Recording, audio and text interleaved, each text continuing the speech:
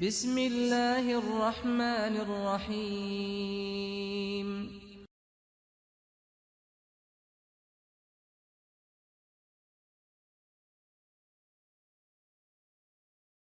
Alhamdulillahi Rabbil Alamin. Wassalatu wassalamu ala nabiyina Muhammad wa ala alihi wa ashabihi ajmain. Пайғамбар саллаллаху алейхи вассалам бізге ешбір жақсылықты қалтырған жоқ, жеткізбеген. Ешбір жамандықты қалтырған жоқ, ескертпеген. Бұл дин толық. Пайғамбар саллаллаху алейхи вассалам бізге адамдар менен болған мамиледе, жүрім-тұрым, адеп-ақылақ, ибадат, жашоостун бардық тарабын үйретіп жеткізіп кеткен. Ошол үчүн бул дин толук, эч кандай кошумча алымча кереги жок. Толук дин. Мушриктердин бири Сальман Фариси деген сахабадан керек болсо ушинтип сураган. Коду алламакум набиюкум саллаллаху алейхи вассалам кулла шей хаттал хираа деп. Пайгамбар саллаллаху алейхи вассалам силерге эмне? Бардык нерсени үйрөттү беле?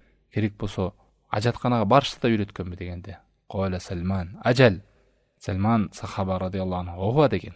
Ажатканага барганга чейин үйрөткөндөн кийин Пайгамбар саллаллаху алейхи вассалам бизге бардык нерсени үйрөткөн. Ошон үчүн динде жаңылык киргизүү, бидат киргизүү чоң күнөөлөрдөн. Кадимки Пайгамбар саллаллаху алейхи вассалам бул динди толук жеткизбей койбогондой. Бейиштин ачкычы намаз болгондой эле намаздын ачкычы дарат. Ал эми дараттын алдыңкысы ажатканага баруудан. Пайгамбар саллаллаху алейхи вассаламдан келген хадистерде ла якбалуллаху салатан би гайри тухур. Аллах таалам намазды дараты жок кабыл кылбайт деп. Пайгамбар саллаллаху алейхи вассаламдын сүннөттөрүнө жеңил карабайлы. Бул кичине нерсе го деп. Мына ушул нерседен башталат. Кичине нерсеге амал кылган болсок, ортого өтөбүз. Акырын барып чоңун амал кыла алабыз мына ушундай. Эч убакта Пайгамбар саллаллаху алейхи вассаламдан келген нерселерди жеңил карабайлы. Даратыбыз туура болгон болсо, намазыбыз туура болот. Намазыбыз туура болгон болсо, бул бейиштин ачкычы болот. Мына бүгүнкү күндө канчаларыбыз ибадаттан даам тата албайм, оюм бөлүнөт, ар кандай жаман ойлор келет, жин шайтандардын азгыруусунан ошолор оюм бөлүнөт деген сыяктуу сөздөр көп. Мына ушул жеңил нерседен эле. Эң жөнөкөй ушул ажатканага баруудагы адептер, Пайгамбар саллаллаху алейхи вассаламдан келген сүннөттөр айрымдарыбыз кабарсызбыз. Ажатканага киргенде биринчи ката айрымдардын ажатканага кирде ушул бисмилланы же ушул ажатканага кирүүдөгү дубадан бейгапар болууда. Ошону айтпай коюусу. Зайд ибн Аркам деген сахабадан келет. Пайгамбар саллаллаху алейхи вассалам айтты: "Инна хадил хушуш мухтадара. Фа ида ата ахадукумул хала фалиякул." Ал жер шайтандардын уйгу, шайтандардын чогулган жери. Кимгер келе турган болсоңор, ал жерге ауду биллахи минал хубт вал хабаис. Мен Аллах тааламдан жин шайтандардын эркектерин ургачынан коргоону тилейм деген. Ушул дуаны айтып беришкен. Бисмилла же болбосо ауду биллахи минал хубти вал хабаис деген ушул дуаны айтып кириш керек. Али ибн Аби Талибтен келген риваятта Пайгамбар саллаллаху алейхи вассалам хадиси бар. Сатру ма байна аюнил джин ва аурати бани адам. Адам балдарын менен жиндин ортосундагы парда. Бул эгер ажатканага кире турган болсо бисмилла деп айтуу. Ушул кезде тосулат деген мааниде келип чыгат. Таасирин берет. Айтып кетүүчү нерсе бул эгерде ушу ажатканага кире турган болсо да кирердин алдында айтылат. А эгерде талааларда болуп кала турган болсо, анда ал жерде ошо бошонурду кийимин чечерде айтылат. Шейх Ибн Усаймин рахимахуллахнын сөзү бар. Аллах тааламдан коргоо, жардам суроодогу. Себеби ал жерде жин шайтандардын уйгу, жин шайтандар адамдарга зыян берип коет. Ошонун артынан даратына, намазына таасир бере алат. Азгырып, ой бөлүнөт. Ушул нерседен башталат. Ошондуктан бул нерсе жеңил карабайлы. Дайым ушу ажатканага кирерде бисмилла ауду биллахи минал хубти вал хабаис деп айтып жүрөйлү. Экинчи ката, кээ бир адамдар ушул ажатканага кирүүдө көңүл бурбайт. Оң бут менен кирдүү, сол бут менен кирдүү. Ажатканага кирерде ошол эле баня болуп ушундай нажас жерлерге сол бут менен кирилет. Нажас нерселер сол бут менен кирип, жасалганда дагы сол кол менен жасалат. Пайгамбар саллаллаху алейхи вассалам таза жакшы нерселерди оң кол менен, нажас нерселерди сол кол менен кылган. Ошон үчүн ажатканага кирүүдө сөзсүз сол бут менен кириш керек. Үчүнчү ката айрымдардын ажатканадан чыкканда эч кандай сөзү жок, үнү жок, дуасы жок, кетип калуу бейгапар болуп. Пайгамбар саллаллаху алейхи вассалам сүннөтүндө адам ажатканадан чыккандан кийин гофронака, Аллахтан кечирим суроо же Ибн Мажада келген хадистеде Алхамдулиллахиллади азхаба аннил ада ва афани. Аллахка мактоо болсун, менден зыян нерсени кетирип, мени саламаттыкта кылды деген дуаны айтыш керек. Ушул дуаны айтууда эмне хикмат дегенде алымдардын сөзү бар. Аллах таалам адам баласына жеген тамагы, ичкен суусундугун ошону сак саламаттыкта кайра адамдан чыгарды. Ошол нерсени адам баласы Аллахка рахмат айтып шүгүр кылуусу, ошонун артынан кечирим да суроосу, чыккандан кийин Алла тааламдан кечирим суроосу, күнөөлөрүнө кечирим сурап Аллахка шүгүр кылуусу деп айтылат. Канча деген адамдар бүгүнкү күндө зарасы чыкпайт, жанагындай аппараттарда жатат. Бул дагы чоң неемат. Адамдан ушул зарасы, нажас нерселери саламаттыкта, амандыкта ушундай жол менен чыгып кетүүсү. Ошолдой неематта болуп туруп, сыртка чыкканда бейгапар эле эч кандай Кудай тааламга шүгүр айтпастан жүрүү бул жакшы эмес. Ошон үчүн ажатканадан чыккандан кийин дайыма Аллах тааламдан кечирим сурап, гофронака деп, же болбосо Аллах таалам менден ушундай жаман нерсени чыгарды сак саламатта, Аллахка шүгүр деп дуаны айтуу керек. 4-нчү ката, айрым адамдар жалпы коомдук ажатканалар болуп калышы мүмкүн. Же болбосо жакындары менен бир жерлерде болуп калышы мүмкүн. Же эркектер арасында эркек авратын жашырбашып, эмне десем биз баарыбыз эркектербиз го деп. Бул туура эмес. Талаларда болуп калабы, коомдук ажаткана болобу, жана кээ бир жерлер бар, эч кандай тосмосу жок. Андай жерлерде сөзсүз адам авратын жаап, көрүнбөй адамдардын көзүнө. Ушундай кылыш керек. Пайгамбар саллаллаху алейхи вассалам ошол чөлдө болуп калганда, сахабалар менен талаада, сапарда болгондо сахабалардан келет, Пайгамбар саллаллаху алейхи вассалам адам көрбөй тургандай кылып алыстыкта кеткен. Эгер талаларда болуп калсаңыз дагы, жалгыз болсоңуз дагы, авратты ачарда турганда эмес, жерге жакындаганда ачыш керек деп айтат алымдар. Ошол жерде да бисмилланы айтып, жин шайтандардан парда болуп калыш үчүн. 5-нчи ката, ажатканада же ошо талаада болобу, башка жерде болобу, же кээ бир мүмкүнчүлүгү бар ажаткана курууда да эч көңүл бурбайт. Ал жерде кыблага алды менен же арты менен кароосу. Пайгамбар саллаллаху алейхи вассалам хадисинде айтат: "Ида жаласа ахадукум аля хаджати фала ястакбил кибла ва ла ястадбируха."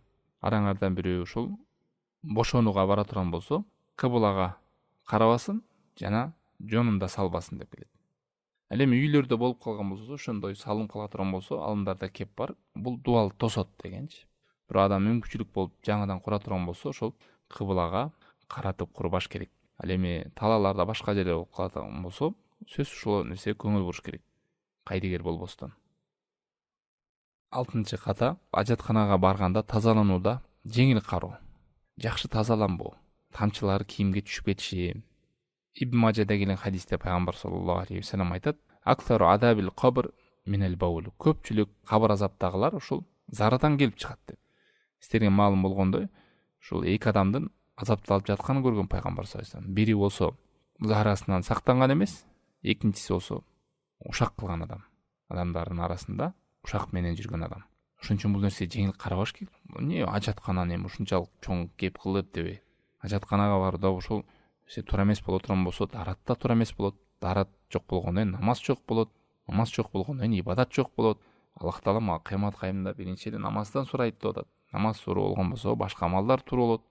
Абу Хурайрадан келгенде Пайгамбар саллаллаху алейхи вассалам айтат: "Истанзиху минал баул." Зарадан тазалангыла. Фа инна амата адабил кабр минху. Себеби көпчүлүк кабыр азабы ошодон болот деп айтат. Ошон үчүн ал жерге барганда көңүл буруш керек. Кийимге тийип калбашы. 7-нчи ката, ажатканага барганда, тазаланганда оң кол менен кармашы. Оң колун иштетиши же, оң колду колдонгон болбойт. Пайгамбар саллаллаху алейхи вассалам хадисинде айтат, Бухарда келген: "Ида бала хадукум фала яхуданна закараху биямини ва ла ястанжи биямини ва ла ятанаффас филина." деп. Кимге ажаткана бара турган болсоңор, оң кол менен кармабасын дейт.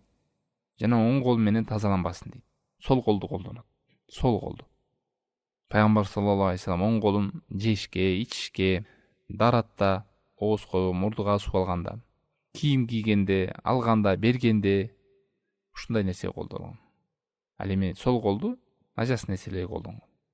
араңардан тазалана турган болсо, оң колуң колдон болсун деп келген хадистер. Ошон көңүл бурайлык.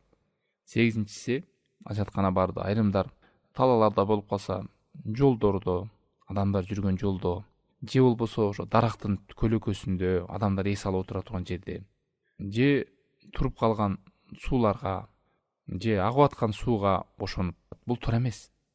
Пайгамбар саллаллаху алейхи вассалам тыйган. Балким ошондой жерге бошонуп, ошондой жерге ажаткана кылуу Аллах сактасын, лаанатка калып калат. Пайгамбар саллаллаху алейхи вассалам хадисте айткан, эки наалаттанылган жерден сак болгула деген. О Аллахтын эси, ал кайсы дегенде, бири адамдар өткөн жол, экинчиси адамдар көлөкөлөгөн жерлер.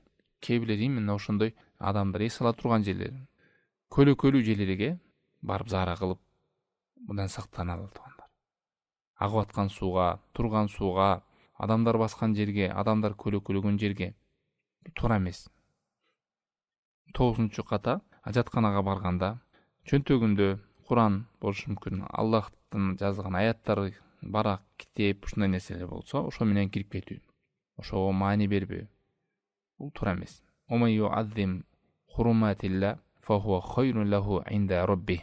Кимде ким Аллах Тааламдын хурматтарын улуктаган болсо, ал үчүн жакшы Роббисинин алдында.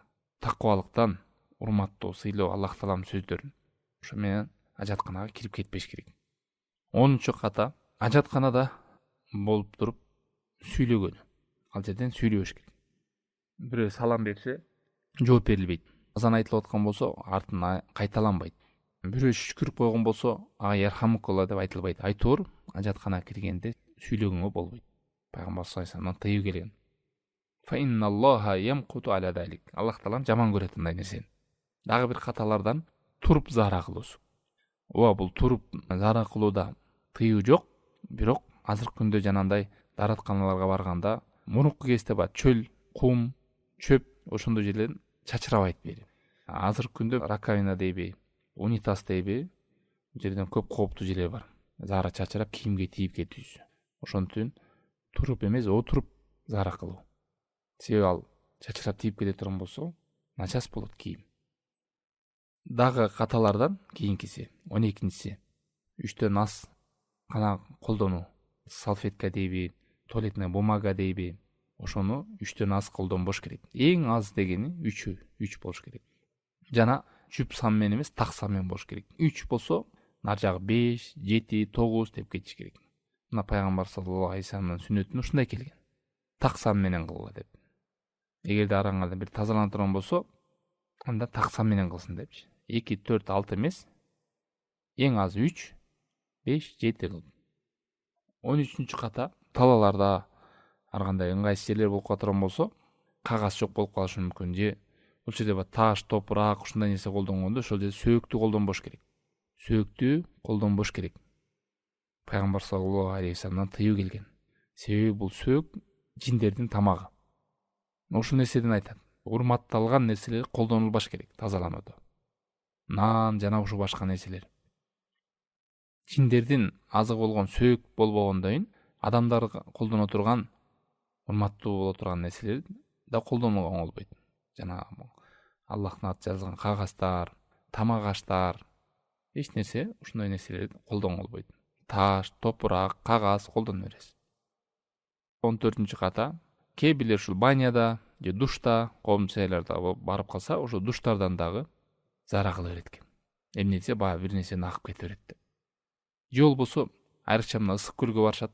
Ысык көлдөн дагы айрым жерлерде туалети жок, же туалети бар болсо да алыс деп эринип, ошол көлгө дагы заара кыла бергендер бар. Айрым жерге барса, сырткы жээкке жыты келет. Балдарын да үйрөтпөйт ушу нерседе. Аллах сактасын. Пайгамбар саллаллаху алейхи вассаламдан тыюу келген, акпаган сууга заара кылуу тыюу келген. Муслимде келген хадисте. Бул башкаларга зыян жеткизүү. Душ, баня, бассейн болуу, ошол көлдөгү суулар болуу, ошондой жерлерге заара кылуу болбойт. Тыюу келген туугандар. Кийинки ката, бул жерде ошо жин шайтандардын адамдардыга келечелеп шылдыңдоосу бар. Мисалы, кээ бир адамдар кирип алса чыкпай отура берет. Ушунчалык мен тазаланышым керек деп өтө эле аша чаап чыкпай отура берет, көпкө отурат. Анан чыгып алып, тияка секирип, бияка секирип, авратына салфеткаларды коюп аша чапканы бар. Жел чыгып кетсе деле ошол жака барып, айтор ушул жаатта аша чабат да. Бул да шайтандын азгыруусу. Өзгөчө отуруп, чыгып кайра кирип ушундай. Дагы бир каталардан айрым адамдар ошол ажатканага барышка муктаж болбосо деле дарат алыш үчүн сөзсүз барыш керек деген түшүнүктөрү бар. Зара кылгысы келген жок, эч кандай талап жок, бирок дарат алыш үчүн сөзсүз ажатканага кирип чыгышым керек деген түшүнүктөр бар. Бул ката. Талап болбой турган болсо, колду жууп эле даратта баштайсыз. Ажатканага кириштин кажети жок. Дагы каталардан кыблага карап зара кылбагандай эле күнгө дагы, айга да карап кылган болбойт дегендер. Ушундай нерселер таркап жүрөт жалган хадистердин негизинде. Бул туура эмес. Буга далил жок эч кандай. Эч кандай макрух эмес. Дагы бир каталардан суу болсо, эгер адамда суу болсо, ошол эле кагаз менен кургактоо, ошондой нерсени колдонуу болбойт, сөзсүз жууш керек дегендер бар экен. Бул да ката. Тирмидин рахимахуллахнын сөзү бар. Көпчүлүк илим ээлери айтып келет. Жана пайгамбар саллаллаху алейхи вассалам сахабаларынан келет. Алардан кийинки табииндерден дагы кургак дарат алуу, мисал таш менен тазалоосу, азыркы күндө мисал кагаз дейли, эгер тазалай алган болсо болот деп келет да, болот. Айрымдар суу жок болгондо гана, суу бар болсо ал өтпөйт деген түшүнүктөр да бар экен да, ушундай таркалган. Бул туура эмес. Дагы бир ката түшүнүктөрүнөн кээ бир адамдар ушу ажатканага баргандан кийин чыкканда, эгер намазга тура турган болсоң, даратка тура турган болсоң, анда колду самындап жуубаш керек. Бул дагы шайтандын келишүүлөрүнөн, азгырыктарынан. Жок туугандар. Пайгамбар саллаллаху алейхи вассалам ошондой жыпар жыттуу жанандай гүлдөрдөн, сахабалар келет топуракты ошондой колдонгон. Чыккандан сөз самын колдонуш керек. Эмнеге туугандар каталарды билип биз ошодон сак болобуз. Ошо ажатканага барганды туура билсек, хамде даратыбыз туура болот. Даратыбыз туура болгондон кийин намазыбыз туура болот. Намаздан ачкычы бул дарат, бейиштин ачкычы намаз болгондой эле. Субханакаллахумма бихамдика, ашхаду ан ла иляха илля анта, астагфирука ва атубу илейк. Саллаллаху тааля хайр халқихи ва аля алихи ва сахбихи аджмаин.